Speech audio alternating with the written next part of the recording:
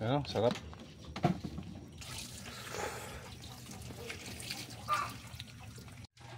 Mga idol, for today's video, magluluto tayo ng gulay. Gulay na dabong. Dabong ng kawayan.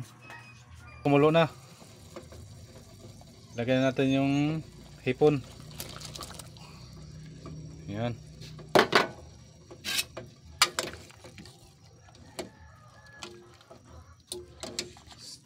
Gulay na may hipon. Hintayin lang natin na kumulo ulit mga idol. Para ilagay natin yung mga gulay. Yan. Luto na yung dabong kawayan. Ito yung mga gulay na ilagay natin. May atsal, sibuyas, okra, tsaka sitaw, tsaka silispada. Sabay natin yung lahat yan. Yan mga idol, kumulo na mga idol.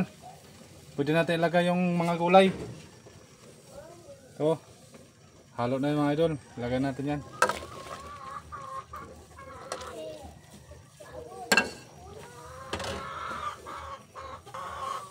Ayan, mikos-mikos na.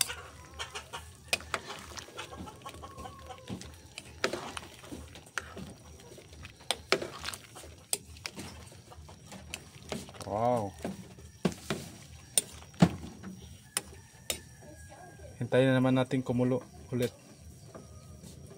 Para ilagay natin yung saluyot. Naugasan na yan. Saka mamaya yung gata. Gataan natin para masarap yung gulay. Ayan na, ilagay na natin yung saluyot. Para matapos na. Yan, saluyot naman. Pangpadulas. Maganda sa katawan yan. Antioxidant. Saluyot. Ano, sarap. Gulay. Pangpahaba ng buhay.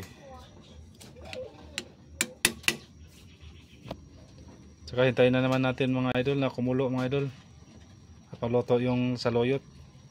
Saka lagyan natin. Yan mga idol, habang naghihintay tayo na kumulo yung gulay natin mga idol. Hintayin natin yung gata.